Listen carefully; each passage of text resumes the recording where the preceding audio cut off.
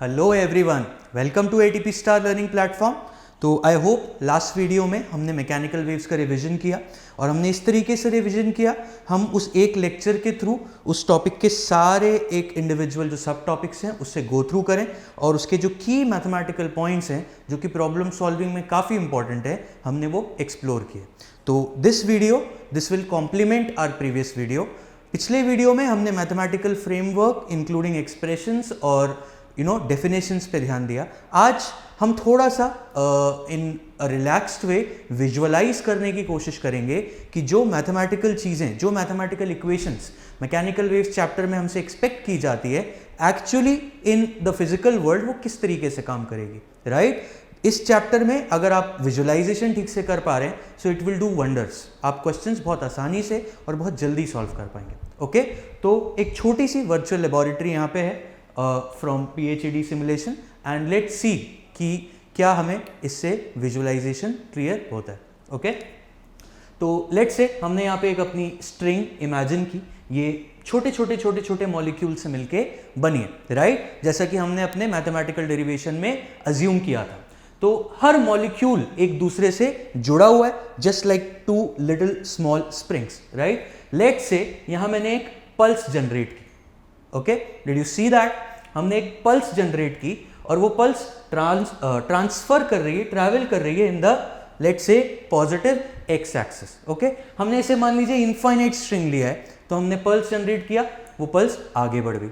आप slow motion में अगर इसे ऑब्जर्व करेंगे तो हमने एक्चुअली क्या किया, सोर्स पार्टिकल को मूव कराया, right? We just created the disturbance at the source particle. हम सोर्स पार्टिकल को कांस्टेंट वेलोसिटी से ले गए एंड फिर लाके हमने वहीं पे रख दिया एंड इस तरीके से आपकी वेव प्रोड्यूस हो गई। एक बार और इस चीज को ऑब्जर्व करते, नोटिस करना, इस तरीके से हम इसे वापस अपनी जगह पे ला रहे हैं एंड नोट करो, every next molecule is waiting for their turn, right?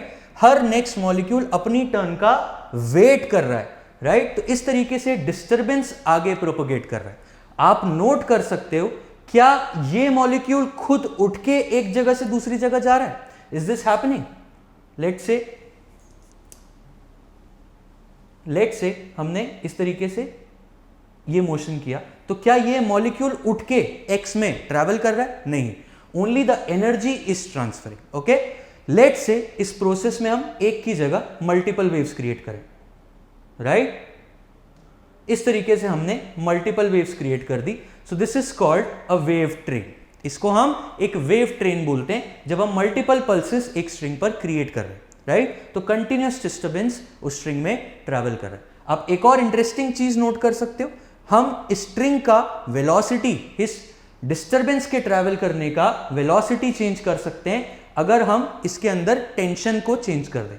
Note करना, observe the velocity of the wave at this moment. Wave की वेलोसिटी देखिए, अब मैंने टेंशन को किया लो, थोड़ा सा कम किया। क्या आप फील कर पा रहे हो कि वेव अब थोड़ा स्लोली मूव कर रही है?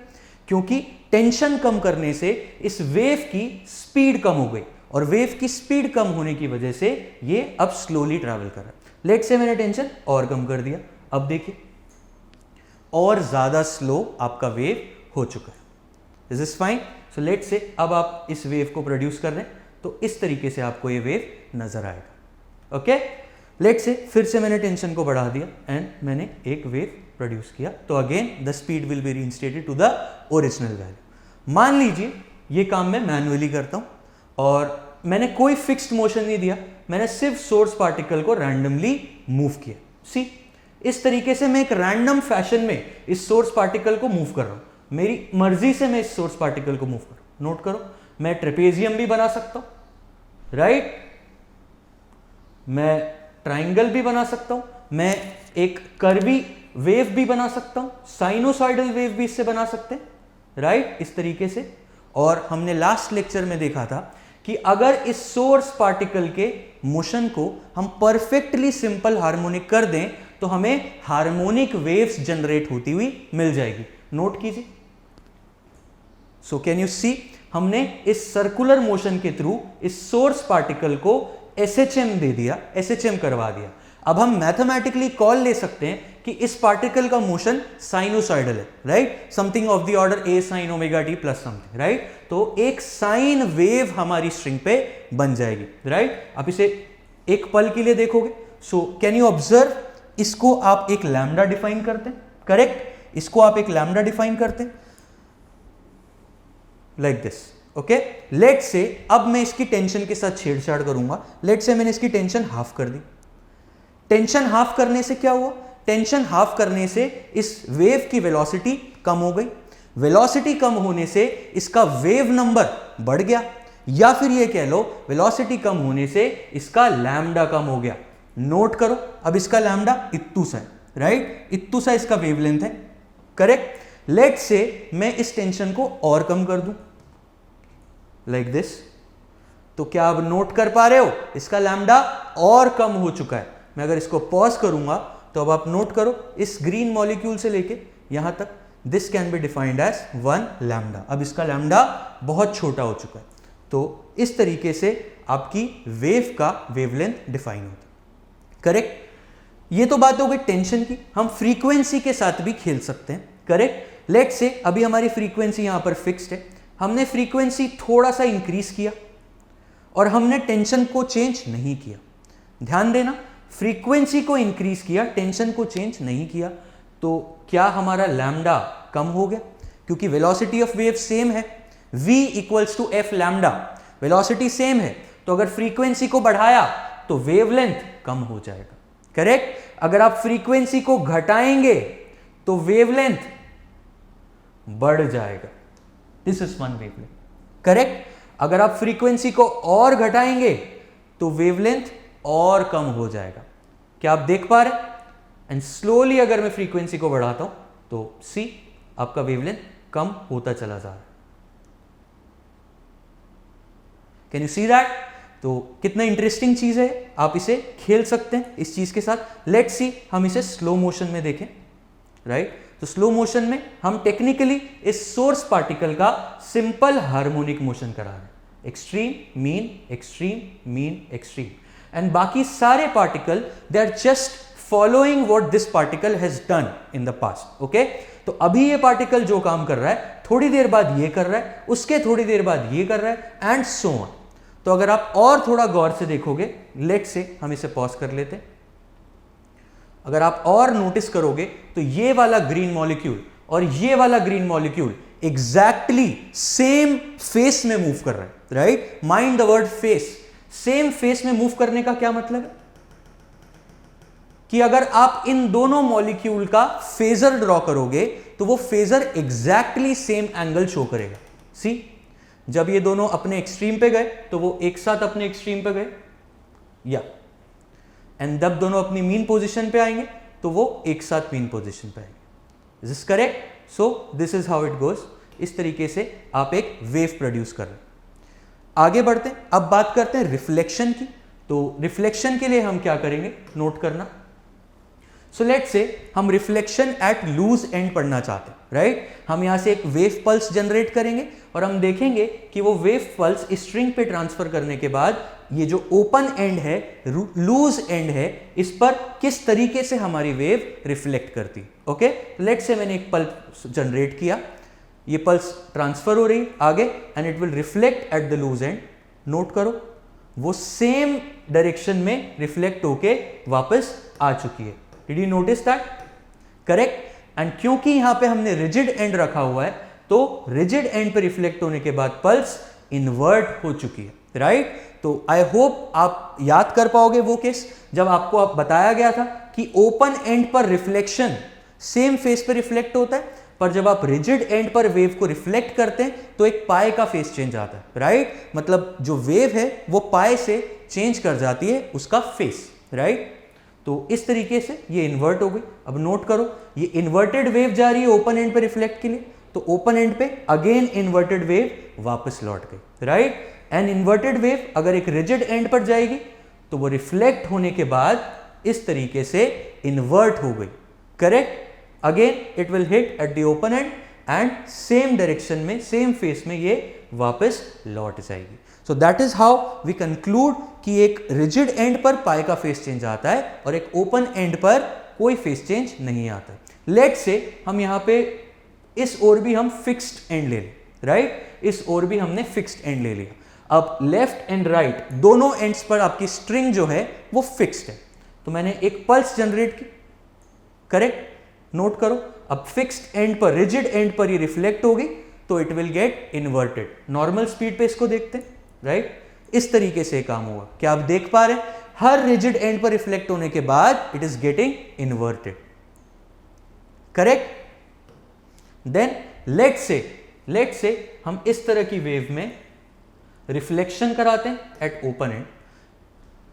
लेट से इस पल्स के साथ हमने एक और पल्स चालू कर दी। क्या आप देख पा रहे हो? अब ये दो पल्स आपस में आ रही है और इन दोनों पल्स का इंटरफेरेंस हो रहा है। डू यू रिमेंबर हमने इंटरफेरेंस करवाने की कोशिश की थी? Interference y was y1 plus y2, individual wave functions को हमने ऐड कर दिया था। तो क्या आप वो चीज यहां पे देख पा रहे हो? मैं इसे एक्सप्लेन करता हूं। सो लेट से ये दो वेव है, राइट, दोनों इन्वर्टेड डायरेक्शन में। कैन आई से अब ये दोनों मिलने वाली, राइट, ये दोनों इंटरफेयर करने वाली। आप देख पा रहे हो इस तरीके से इनका कंस्ट्रक्टिव इंटरफेरेंस होगा। क्या आप देख पा रहे हो? This is how constructive interference happens. और जब वो इंटरफेरेंस हो चुका होगा तो ये दोनों वेव्स अपने अपने रास्ते निकल के इट विल रिजॉल्व, राइट, और वो आगे बढ़ जाएंगे, राइट। अब देखिए, अब एक वेव चाहती है कि ये पार्टिकल जाए ऊपर और नेक्स्ट वेव चाहती है कि ये पार्टिकल जाए नीचे। तो इंटरफेरेंस होने के बाद क्या हो रहा है? See, so we can clearly see the destructive interference है, राइट, यहां पे डिस्ट्रक्टिव इंटरफेरेंस हो रहा है, देखिए। एंड अगेन ये दोनों वेव्स रिजॉल्व करने के बाद अपने अपने रास्ते चली गई, करेक्ट। तो इस तरीके से आपका इंटरफेरेंस होता है और हम इंटरफेरेंस मैथमेटिकली पिछले वीडियो में देख चुके हैं। सो इन दोनों को साथ में लेके आप इमेजिन करने की कोशिश करेंगे, so you will be able to solve the questions in a better way, okay. Now अब लेट से हम स्टैंडिंग वेव का फंडा देखना है, ऑलराइट। तो देखते हैं कि स्टैंडिंग वेव में किस तरीके से बात बनेगी। तो लेट से मैंने यहाँ पे एक सोर्स क्रिएट कर दिया जो कि एक SHM क्रिएट करेगा सोर्स पार्टिकल में, करेक्ट। और यहाँ पे लेट से मैं एक फिक्स्ड एंड ले लेता हूँ, एक फिक्स्ड एंड ले लिया, तो टेंशन को मैंने कुछ सेट कर दिया and we started this, right. तो एक वेव जनरेट हो रही है बिकॉज ऑफ दिस सोर्स, और अब ये वेव फिक्स्ड एंड पर पहुंचेगी तो ये रिफ्लेक्ट करना चालू करेगी, और रिफ्लेक्ट करने के बाद कैन आई से ये इनकमिंग वेव और ये रिफ्लेक्टेड वेव सुपरपोज करेगी एक दूसरे में, और उस सुपरपोजिशन में कुछ ऐसी खास फ्रीक्वेंसी होती है जहां पर ये वेव एक स्टैंडिंग वेव बनाती है। नोट करना, और वो खास फ्रीक्वेंसी आप ऑब्जर्व कर सकते हो एक स्पेसिफिक वैल्यू पे। कोशिश करते हैं उसको इमेजिन करने की।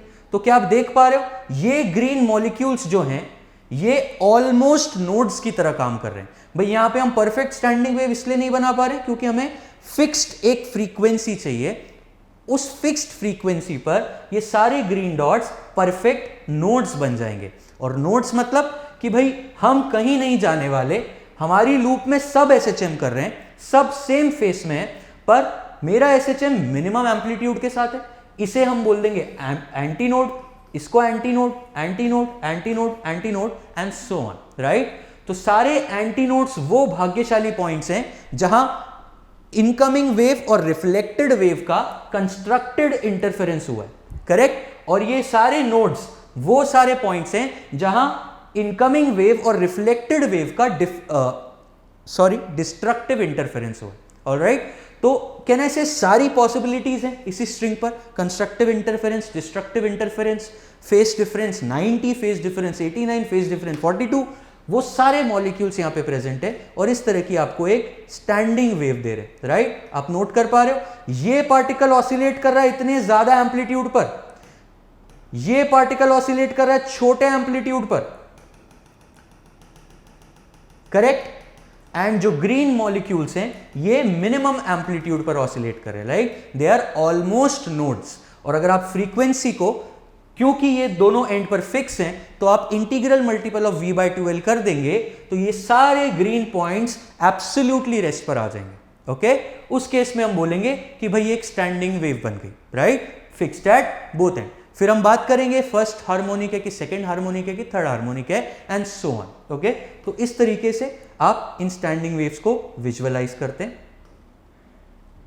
करेक्ट। तो आई होप आपको मजा आया, आई होप आपके दिमाग में वेव्स का पिक्चर थोड़ा क्लियर हुआ एंड अगर ये विजुअलाइजेशन आप ठीक से कर पाएंगे तो काफी प्रॉब्लम्स में आपका काफी वक्त बच जाएगा, राइट।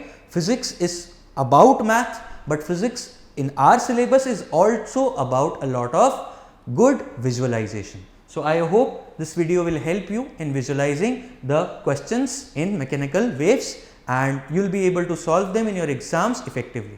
Okay, thank you.